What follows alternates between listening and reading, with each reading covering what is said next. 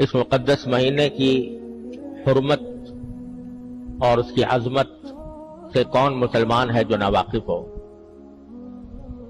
اللہ تبارک و تعالی نے اس مہینے کو پوری امت مسلمہ کے لیے سال بھر کے گناہوں کے کفارے کا اور درجات کی بلندی کا ذریعہ بنایا ہے۔ نبی کریم سرور عالم صلی اللہ علیہ وسلم رجب کا چاند دیکھ کر یہ دعا فرمایا کرتے تھے کہ یا اللہ ہمیں رمضان کے مہینے تک پہنچا دیجئے، یعنی ہماری عمر اتنی کر دیجئے کہ ہم اپنی زندگی میں رمضان پالیں۔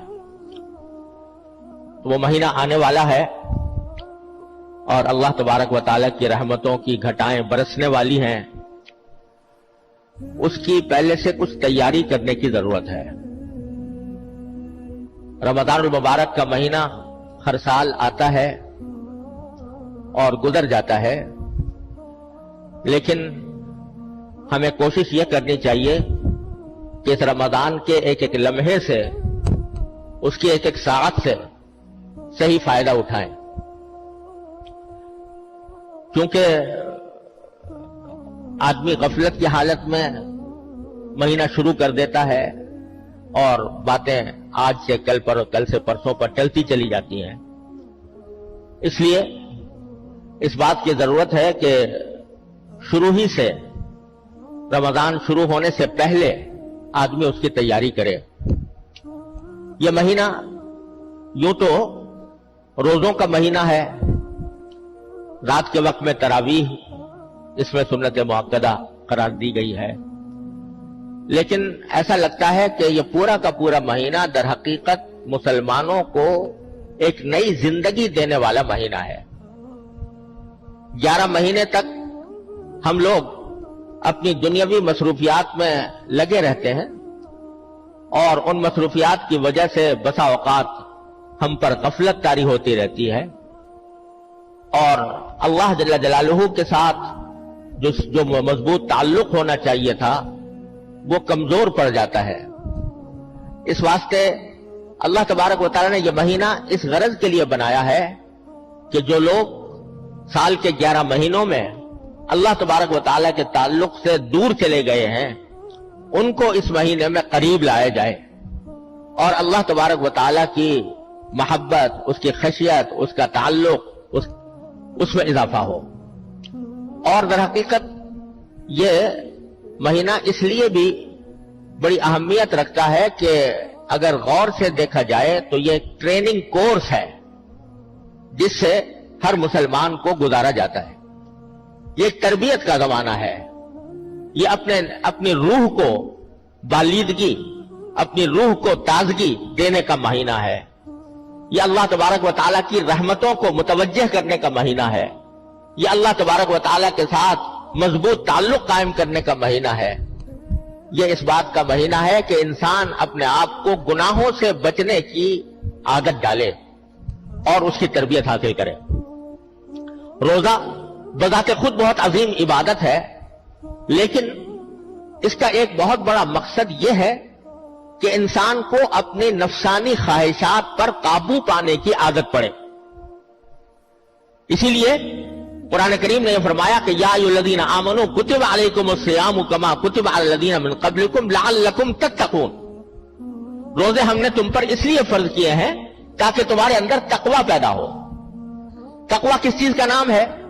تقوی اس کو کہتے ہیں کہ آدمی کے دل میں کوئی غلط خواہش پیدا ہو رہی ہے، غلط جذبہ پیدا ہو رہا ہے، دل میں برائی کی امنگ پیدا ہو رہی ہے، برائی کا میلان پیدا ہو رہا ہے، لیکن آدمی اللہ تبارک و تعالی کی عظمت کو، اس کی خشیت کو، اس کے جلال کو مد نظر رکھ کر اپنی اس خواہش کو دبا دے، اپنی اس خواہش کو کچل دے، اللہ کے لیے کچل دے، اس کا نام ہے تقوی۔ کہ دل میں خواہش پیدا ہو رہی ہے کہ میں اپنی نگاہ کو غلط استعمال کروں اور اس کے ذریعے کوئی گناہ کی چیز دیکھوں، لیکن آدمی یہ سوچتا ہے کہ میں اللہ کا بندہ ہوں، اللہ تبارک و تعالی مجھے دیکھ رہا ہے، میری ایک ایک نقل و حرکت اس کی نگاہ میں ہے اور کل کو مجھے اپنی ایک ایک نقل و حرکت کا جواب بھی دینا ہے، من یعمل مثقال ذرۃ شرا یرہ، ایک ذرے کے برابر بھی اگر میں نے کوئی گناہ کیا تو مجھے آخرت میں اس کا جواب دینا ہوگا. یہ سوچ کر آدمی اپنی نگاہ کو روک لے. دل میں جھوٹ بولنے کا، غیبت کرنے کا داعیہ پیدا ہو رہا ہے. مجلس جمی ہوئی ہے اور جمی ہوئی مجلس میں غیبت ہو رہی ہے اور میرا بھی دل چاہ رہا ہے کہ میں بھی اس کے اندر کوئی حصہ ڈالوں، لیکن آدمی اس وقت اللہ تبارک و تعالیٰ کی عظمت کو، اس کی خشیت کو، اس کے جلال کو دل میں لا کر اپنے آپ کو اس سے روک لے، تو یہ تقویٰ ہے. تو اللہ تبارک و تعالیٰ فرماتے ہیں کہ ہم نے روزے تم پر اس لیے فرض کیے ہیں تاکہ تمہارے اندر تقویٰ پیدا ہو، کیونکہ روزے کے ذریعے تقویٰ کی تربیت دی جاتی ہے. وہ اس طرح کہ ہر مسلمان جب روزہ رکھ لیتا ہے اور ارادہ کر لیا کہ آج میرا روزہ ہے، جس کے معنی یہ کہ مغرب کے وقت تک میں نہ کچھ کھاؤں گا، نہ پیوں گا، نہ اپنی جائز خواہشات جو بیوی کے ساتھ پوری کرنا حلال ہوتا ہے وہ بھی میں نہیں کروں گا. یہ ارادہ انسان نے کر لیا. جب روزہ رکھ لیا تو کوئی بھی مسلمان ایسا نہیں ہوتا کہ جو بھوک کی شدت کی وجہ سے یا پیاس کی شدت کی وجہ سے روزہ توڑ دے. بھوک لگی ہوئی ہے، کھانا موجود ہے، اس کی خوشبو آ رہی ہے، اس کو کھانے کو دل چاہ رہا ہے، لیکن چونکہ روزہ رکھ لیا ہے تو اس وجہ سے آدمی سوچتا ہے کہ میں نے روزہ رکھا ہوا ہے، اس حالت میں کھانا میرے لیے جائز نہیں، صبر کرو، شام تک صبر کرو، جب شام ہوگی اور یہ کھانا حلال ہو جائے گا پھر کھاؤں گا. تو یہ جو انسان اپنی بھوک کی خواہش کو روک رہا ہے، اس لیے روک رہا ہے کہ اللہ تبارک و تعالیٰ کے لیے روزہ رکھا ہوا ہے اور روزہ توڑنا بہت سخت گناہ ہے، اس کا کفارہ بھی بہت زبردست ہے. اس واسطے آدمی رک گیا باوجود بھوک ہونے کے. گرمی کا موسم ہے، شدت کی گرمی پڑ رہی ہے اور حلق میں کانٹے پڑے ہوئے ہیں، سامنے ٹھنڈا پانی موجود ہے، کوئی دیکھنے والا بھی نہیں. اس کے باوجود کوئی مسلمان اس بھوک، اس پیاس کی شدت کی وجہ سے روزہ توڑنے پر آمادہ نہیں ہوگا. بلکہ میں تو یہ سمجھتا ہوں کہ شاید اگر کسی مسلمان کو لاکھوں روپے کی پیشکش کر دی جائے کہ تم یہ لاکھ روپے دیں گے اور روزہ توڑ دو، تو بھی کوئی مسلمان گوارا نہیں کرے گا کہ میں روزہ توڑ دوں. یہ چیز جو اس کو کھانے سے روک رہی ہے، پینے سے روک رہی ہے، یہ در حقیقت اللہ تبارک و تعالیٰ کے عظمت و جلال اور اللہ تبارک و تعالیٰ کی خشیت، اس کے حکم کا احترام، یہ چیز ہے جو اس کو ان خواہشات پر عمل کرنے سے روک رہی ہے. تو اللہ تبارک و تعالیٰ فرماتے ہیں کہ روزہ ہم نے اس لیے فرض کیا ہے تاکہ تمہارے اندر یہ تقویٰ کی تربیت حاصل ہو تمہیں، کہ جس طرح تم نے شدید بھوک کی وجہ سے روزہ کھانا چھوڑ دیا تھا، باوجود شدید بھوک کے تم نے روزے کی وجہ سے کھانا چھوڑ دیا تھا، باوجود شدید پیاس کے تم نے روزے کی وجہ سے اللہ تبارک و تعالیٰ کی خاطر پینا چھوڑ دیا تھا، پانی پینا چھوڑ دیا تھا. اسی طرح ہر گناہ کا حال ہے کہ تقاضا تو عام حالات میں بھی گناہ کا ہوتا ہے، دل میں شوق بھی پیدا ہوتا ہے، امنگ بھی آتی ہے، اور دل میں زور سے تقاضا بھی پیدا ہوتا ہے، داعیہ بھی پیدا ہوتا ہے، دل مچلتا ہے کسی گناہ کے کرنے کے لیے. لیکن جس طرح تم روزے کے اندر اس خواہش کو ہمارے لیے، میرے لیے دبا دیتے ہو، کچل دیتے ہو اور گناہ کا ارتکاب نہیں کرتے، اسی طرح یہ عادت تمہیں پڑنی چاہیے اپنی عام زندگی کے اندر بھی، کہ عام زندگی میں بھی جب تمہارا دل کسی گناہ کے لیے مچلے تو تم اس کو اللہ کی خاطر اس کو دبا دو اور اس پر عمل کرنے کے بجائے اللہ تبارک و تعالیٰ کی اطاعت کرو، تقویٰ کی زندگی گزارو. اس لیے ہم نے یہ روزے فرض کیے ہیں تمہارے لیے. اس لیے میں کہہ رہا ہوں کہ یہ رمضان کا مہینہ یہ ایک تربیت کا کورس ہے جس سے ہر مسلمان کو گزارا جا رہا ہے. تو اس تربیت کے کورس سے صحیح فائدہ اٹھانے کے لیے یہ بات ضروری ہے کہ ہم پہلے سے اس کی تیاری کریں. تیاری کیا کریں؟ تیاری یہ کریں کہ سال کے 11 مہینے ہم اس طرح گزارتے ہیں کہ ہمارے صبح و شام کے زیادہ اوقات دنیاوی کاموں میں گزرتے ہیں، پیسہ کمانے میں، تجارت میں، ملازمت میں، زراعت میں، کھیتی باڑی میں، اور اپنے لیے روزگار کی تلاش میں اور اپنے لیے اپنے جسمانی لذتیں حاصل کرنے کی فکر میں اس کام میں گزرتے ہیں زیادہ تر اوقات. اور اگر کوئی آدمی فرائض شرعیہ کا پابند بھی ہو تو ذرا اس بات کا تناسب دیکھو کہ 24 گھنٹوں میں سے کتنا وقت وہ عبادت کرتا ہے. اگر 5 نمازیں بھی پڑھتا ہو پابندی سے تو ساری 5 نمازیں ملا کر مشکل سے گھنٹہ 1.5 گھنٹہ اس کا عبادت میں صرف ہوتا ہے. وہ بھی اس طرح کہ دل کہیں اور دماغ کہیں. اللہ تعالیٰ کی طرف رجوع ہونے کا جو خشوع کا تقاضا ہے وہ پورا نہیں ہوتا، کیونکہ چکی چل رہی ہے دماغ کے اوپر دنیاوی مشغلوں کی.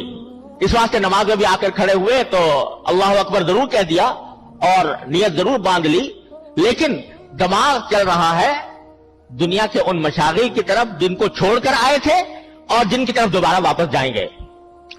تو گھنٹہ 1.5 گھنٹہ مشکل سے عبادت میں گزرتا ہے اور باقی سارے 22-23 گھنٹے وہ اپنے اس جسم کو راحت پہنچانے کے لیے، اپنے اس جسم کو لذت دینے کے لیے اور اس کے لیے غذا فراہم کرنے کی خاطر یہ سارا وقت گزارتے ہیں ہم 11 مہینے میں. تو یہ رمضان کا مہینہ اللہ تبارک و تعالی نے اس لیے عطا فرمایا کہ اس مہینے کے اندر اپنے عبادتوں کی مقدار بڑھا دو. اللہ تبارک و تعالیٰ کے ساتھ تعلق کو مزید مضبوط بنانے کے لیے عبادتوں کی مقدار بڑھا دو اور دنیاوی مصروفیات کی تعداد کم کر دو. عام سارے 11 مہینے تم اپنے جسم کو پال رہے ہو، اسی کے لیے کھانا ہے، اسی کے لیے پینا ہے، اسی کے لیے ساری تگ و دو ہے. اور یہ مہینہ ہم نے تمہیں اس لیے دیا ہے کہ اس میں اپنی روح کی پرورش کرو، روحانی ترقی حاصل کرو، اللہ تبارک و تعالیٰ کا قرب حاصل کرو. اس غرض کے لیے ہم نے یہ مہینہ بھیجا ہے. تو اسی واسطے کھانے پینے کی مقدار کم ہو گئی روزہ رکھ کر. رات کے وقت میں تراویح 20 رکعتیں اللہ تبارک و تعالیٰ نے سنت قرار دے دی کہ 20 رکعتیں تمہیں ادا کرو. تو عام دنوں کے اندر جتنی نماز پڑھتے تھے گھنٹہ 1.5 گھنٹے کی، تو ساری ملا کر وہ ایک تراویح کی نماز میں اتنا وقت ادا ہو جائے گا. تو اللہ تبارک و تعالیٰ کا مقصود بندوں سے یہ ہے کہ وہ اس مہینے کی قدر کر کے اس میں اپنے جسم کے تقاضوں کو کم کریں اور روح کے تقاضوں کو غالب کریں.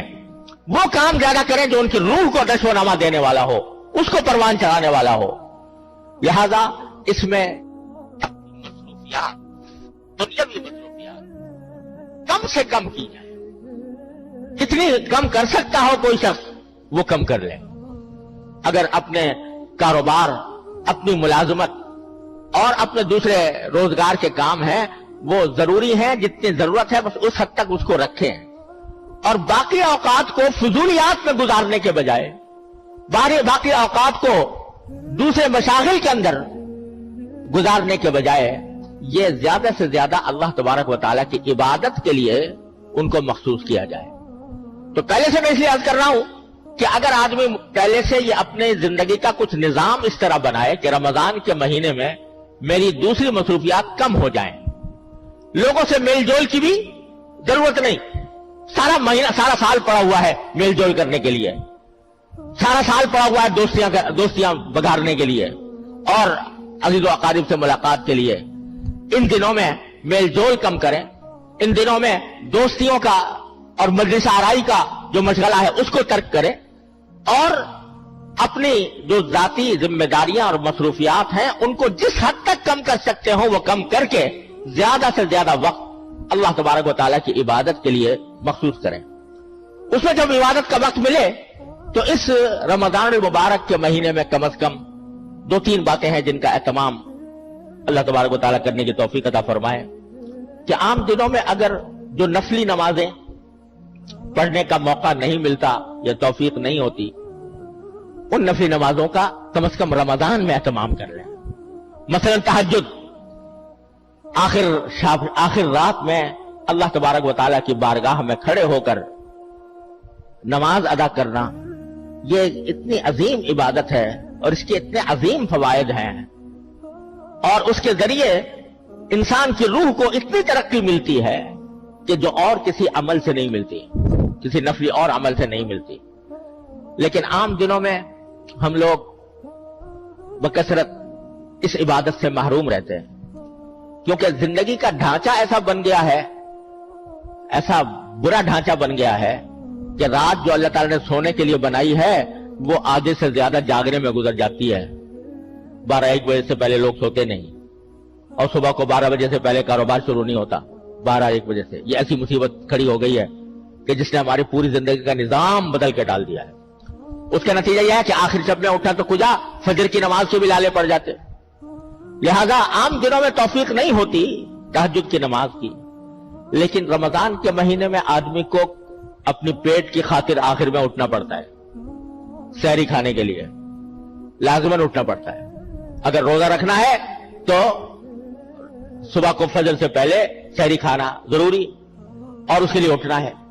تو جب اٹھنا ہی ہے تو اس سے آدھا گھنٹہ پہلے اٹھ جاؤ، اور آدھا گھنٹہ پہلے اٹھ کر اس میں 8 رکعتیں تہجد کی پڑھ لو. اللہ تبارک و تعالیٰ کی بارگاہ میں حاضری دے دو، اور وہ وقت دعا کی قبولیت کے لیے بڑا نادر وقت ہے. تو 8 رکعتیں پڑھ کر اللہ تبارک و تعالیٰ سے دعا مانگے، اور اس میں یہ بھی دعا مانگ لے کہ یا اللہ آپ نے اس وقت توفیق دے دی ہے رمضان میں یہ کام کرنے کی، اللہ مجھے باقی اوقات میں بھی، باقی زندگی کے اندر بھی توفیق عطا فرما دے. تو تہجد کی نماز جو عام دنوں میں نہیں ہوتی، ان دنوں میں کوشش کر لیں کہ ہو جائے. اشراق کی نماز ہے، یعنی طلوع آفتاب کے بعد جب آفتاب جو ہے ذرا بلند ہو جائے، تقریباً 12-15 منٹ کے بعد 2 رکعتیں یا 4 رکعتیں اشراق کی پڑھنا مسنون ہے، نفل ہے. عام دنوں میں توفیق نہیں ہوتی، اس زمانے میں کر لیں. مغرب کے بعد 6 رکعتیں، اور 6 سے لے کر 20 رکعتوں تک ثابت ہے، جس کو نماز اوابین عام طور سے کہا جاتا ہے. وہ عام دنوں میں توفیق نہیں ہوتی، رمضان میں اس کا اہتمام کر لیں.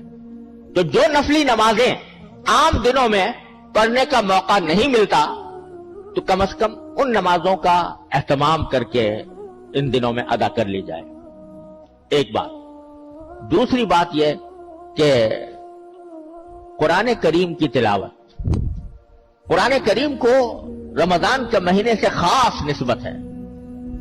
جو آیت میں نے ابھی آپ کے سامنے پڑھی تھی، اس میں اللہ تعالیٰ نے فرمایا کہ رمضان کا تعارف کراتے ہوئے، اس کی عظمت کا بیان کرتے ہوئے اللہ تعالیٰ نے فرمایا کہ اس کی خصوصیت یہ ہے کہ ہم نے اس رمضان کے مہینے میں قرآن نازل کیا.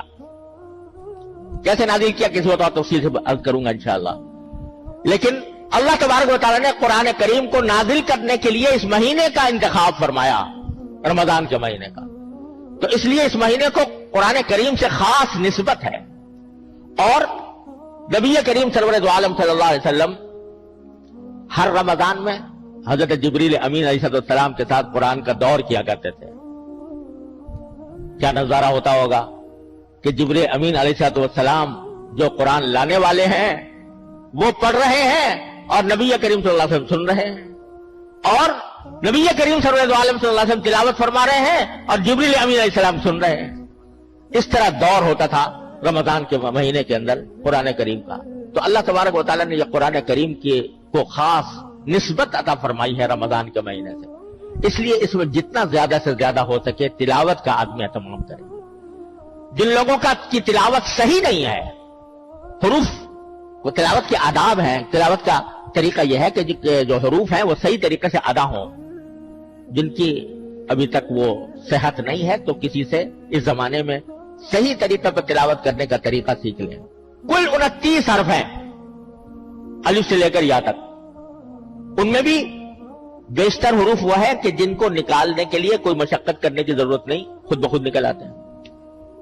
چند حروف ہیں کہ جن کا تلفظ صحیح کرنے کی ضرورت ہے. مثلا ہم لوگ سا اور سین اور صاد، ان میں اردو میں بولتے ہوئے کوئی فرق نہیں کرتے، لیکن قرآن کریم میں سا الگ طرح پڑھی جائے گی، سین الگ طرح پڑھا جائے گا، صاد الگ طرح پڑھا جائے گا.